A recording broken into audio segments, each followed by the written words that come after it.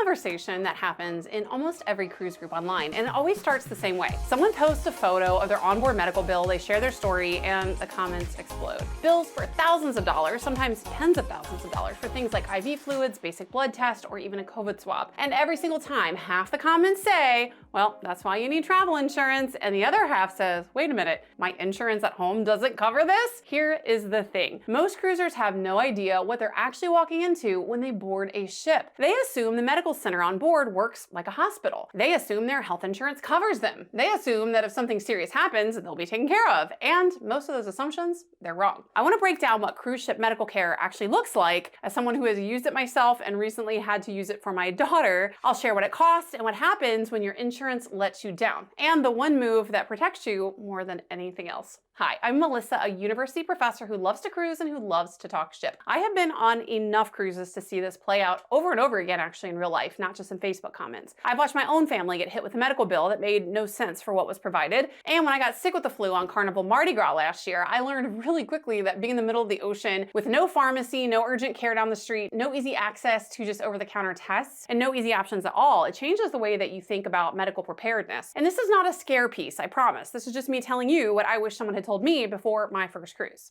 The biggest misconception cruisers have is that the ship's medical center is like some type of floating hospital, and it's not. It's not even close. The best comparison would be probably an urgent care clinic, and depending on the ship, that might even be generous. They have a very small number of beds, they have very basic lab equipment, they have x-ray capability on many ships, cardiac monitors, defibrillators, and a pharmacy that's stocked with the most common medications. Most ships carry just 1 or 2 doctors and 2 to 6 nurses, depending on the size of the vessel. So with such few medical staff, they're often not there obviously together. In my experience with my daughter recently, there was no doctor just kind of on call, and sometimes they have to go fetch doctors or nurses from their rooms depending on the situation. Now, what they can handle is the kind of thing that you would go to urgent care for on land. A bad cold, something like the flu, which is what I had, a stomach bug, a minor injury, things like extreme seasickness or a skin reaction. They can also stabilize you if something truly serious happens, like if you have a heart attack or a stroke. But here the key word is stabilize. All they're doing is buying time until the ship can get you into a real hospital on land. And if your ship is out to sea and your situation just can't wait, you're looking at a medical evacuation or a medevac. And I'll get to what that costs in just a minute because the numbers are shocking. Now here's the part that surprises most people. There is not a single US style regulator that oversees cruise ship medical practice in the way that people assume. And the standards are largely driven by industry guidelines. Now the standards come from the American College of Emergency Physicians, and the major cruise lines voluntarily follow these guidelines. They don't have to do it, it's on a voluntary basis. Now the CDC tracks illness outbreaks and sanitation, and I just had my first experience last month on Holland America Lines Rotterdam, which had a gastrointestinal outbreak, so I've had that experience too. But the actual medical practice on board operates in what, let's just say generously, is a regulatory gray area. The doctors are typically independent contractors, they're not cruise line employees, and they set many of their own prices. And that is part of why the cost can vary so wildly from one ship to another, even within the same cruise line. There's nobody setting a standard rate. There's nobody publishing a price list that you can just look online and comparison shop before you get on board. You find out what it costs when you're already out to sea and you already need help and there's no other option. Now let's talk about what it actually costs and why these bills always blow people's minds when they see them or unfortunately are the recipient of one. And this is where people's jaws drop, and honestly mine did too. A basic doctor's visit during regular medical center hours typically runs $100 to $200, and that's just for the visit. And if you need to be seen after hours, and by the way, after hours doesn't necessarily mean the wee hours of the morning, because I'll cover this in a moment, med centers often have limited hours. But if you need to be seen outside of those hours, or if you have to have a doctor come to your cabin,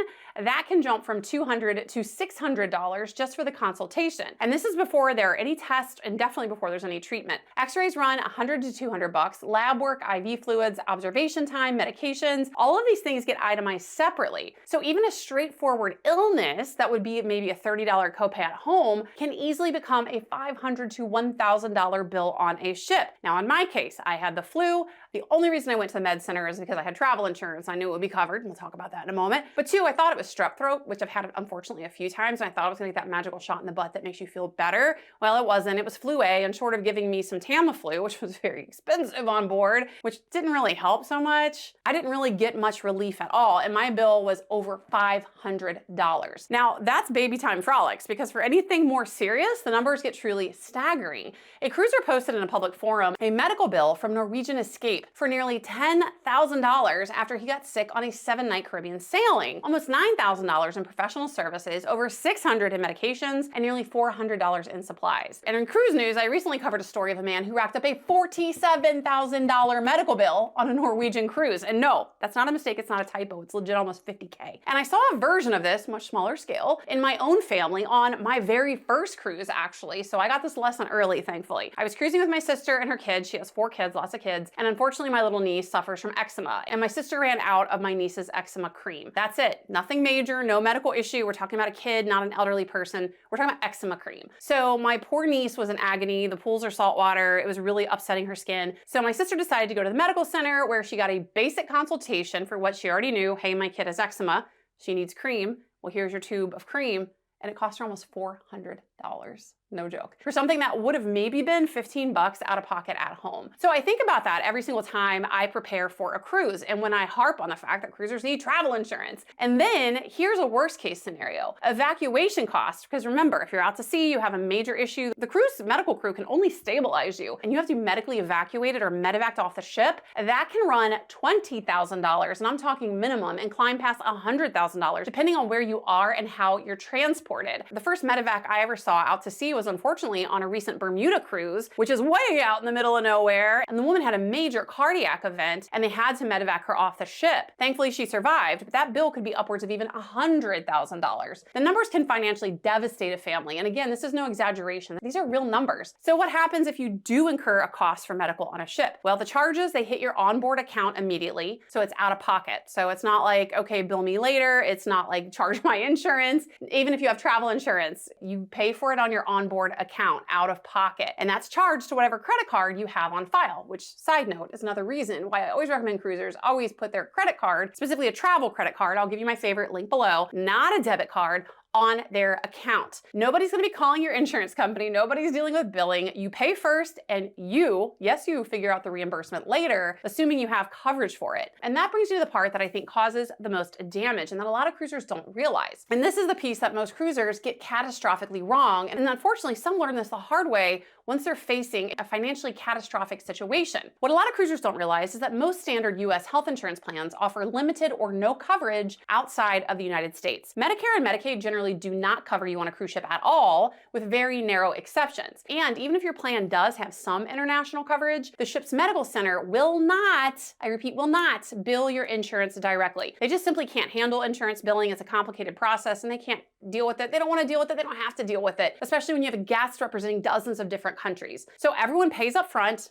and it's up to you, the cruiser who sought out medical treatment, to sort it out later. And that later part is where people get really frustrated. You come home, you file a claim with your regular insurance, and maybe they'll reimburse part of it, maybe not. I recently went through this. I have travel insurance, but they made me go through my main insurance first before I could file a claim. I filed the claim for my daughter's medical incident. She passed out on Carnival Celebration. She had to have IV fluids. Thankfully, she was just dehydrated. It was not a huge deal, but the bill was over $500 for one bag of IV fluids and treatment. And I filed it with my insurance, and I have really great insurance through the university where I teach, and they denied it. So I had to have that denial before I could file for travel insurance in this case. So a lot of cruisers find this out the hard way. If you don't have travel insurance, you come home, you submit a reimbursement for your main health insurance, and they may not reimburse you at all, or they may reimburse you just a fraction of what you paid. And it's a mess. It can take weeks or months to resolve while your credit card sits there carrying the charge. And if you're incurring interest, that's gonna be tacked on too. I unfortunately do have a friend who has type 1 diabetes. She's one of my booking partners. She's fantastic. She cruises a lot. She unfortunately went into DKA, which is a very severe thing for someone with type 1 diabetes, and she incurred a $10,000 onboard medical cost, and it did take her several months to sort it out. out.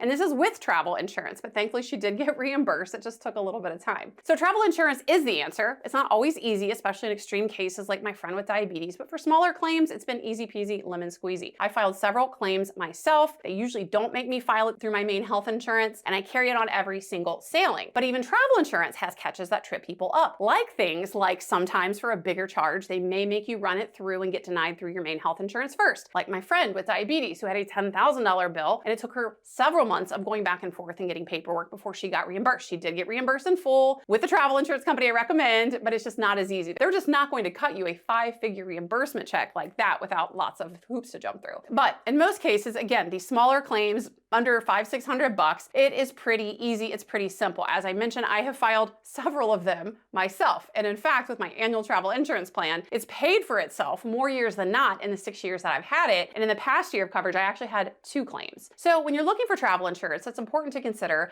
coverage limits because these matter too. Some basic travel insurance plans cap medical expenses at $10,000 or less, which sounds like a lot until you're looking at a medical evacuation bill, in which case 10K is not even going to touch it. Now in the cruising community online, which I obviously am integrated within, the people who have been through things like medical evacuations are usually the loudest voices in the room saying the same thing. You gotta get covered. And even if you're covered, don't assume you're fully covered. Don't assume all travel insurance is exactly the same. And don't assume that you have enough coverage. Now, it is a lot to understand. It's specific to cruisers too. So I have put together a complete travel insurance guide for cruisers, a written form, and I have a YouTube video about it in detail, much longer than this. I'll drop those links below, so make sure you check it out. And here's my honest take. And basically, let's get down to it. The reason I wanted to make this video. This is not cheap care. It's not priced like at home. It's not run down to the urgent treatment center, get a shot for your strep throat, have a $30 copay. This is operating a medical facility in the middle of the ocean. I'm talking limited supplies, specialized staff, not exactly the best staff. I'm sorry, I hate to say it. But with my daughter's situation, the crew on board just were not the best. Luckily, my daughter went to phlebotomy school and she knows how to do an insertion, and she almost had to do it herself. I'll leave it at that. But the system puts the financial burden entirely on the passenger, and most passengers walk on board completely unprepared for that reality. So getting travel insurance with real medical and evac coverage, and a lot of the cruise line plans don't include these things, or they include it at a very limited basis. So yeah, you want coverage in case your trip gets disrupted or canceled, but for me, my biggest concern is the medical part, because that's what can wreck you financially. If I miss a cruise and I'm out that money, okay, I'm gonna be sad about it. It's not gonna wreck me. If I get medically evacuated from a ship and have a 6-figure bill, that's gonna be painful. So it's not about the cheapest plan you can find. It's about one that's gonna have medical limits that will actually cover you for your needs in a serious situation. And my biggest word of advice, if you do need medical care on a ship, this is very, very, very important. Absolutely, under all circumstances, get the paperwork. Get every bit of paperwork, because once you get off that ship, it is like impossible to get that information from the cruise line. It's very, very difficult. I've been through this. My friend with diabetes went through this. Get all your paperwork. Force it. Get all of your records. Get all the things that you paid for, because you're going to need that for any type of insurance reimbursement. And another tip, make sure you pack a medical kit. I have learned this the hard way. I got a really cheap pack I got off Amazon. I'll drop my link below. It tests you for flu A, flu B, and COVID, because had I had that with me on Mardi Gras and taken the test and knew it was the flu and not strep throat, I never would have gone to the medical center at all. I would have just ridden it out. So having that is really helpful as well. And obviously having basic cold medications, cold remedies, stuff like that is a no-brainer. And if you have a prescription for something, always bring extra. I know my sister learned that lesson the hard way. She had to pay that bill for 1 tube of eczema cream out of pocket. She did not get reimbursed. She did not have travel insurance. So that was an expensive lesson for her to learn. And if you do have medical issues, it's really important that you carry a written summary of all your medical information, your prescriptions, your conditions, allergies, and your doctor's contact info, especially if you are a cruiser of a certain age, because if something happens and you do end up in the ship's medical center or in a foreign hospital, that list can be the difference between efficient care and absolute chaos. And one more thing, and this is something that nobody mentions. I kind of touched upon this before, but it's important. Make sure you know the medical center's hours before you need them. When I had the flu, it took every ounce of will in my body to get myself down to the medical center, because they're usually down on deck 0. And I trekked all the way down there just to find out that they had weird hours and they weren't open. It was like 2 p.m. or something. So make sure you check the hours. They are only open for walk-ins a few hours in the morning and a few hours usually in the evening. So if you show up outside those hours, either you got to come back later or you have to call in and pay for that after-hours rate or that in-stateroom care, which can cost you significantly more. But of course, in a situation that's truly urgent, cost is the last thing that's going to be on your mind. But for the non-urgent stuff, what is most of what the medical center sees, checking the schedule first is one of the easiest ways to keep that bill from ballooning. It's still going to be big, but at least it won't financially wreck you. A $400 tube of eczema cream is a lesson you only need to learn once. And now you don't have to be like my sister. You don't have to learn it the hard way. Get your travel insurance.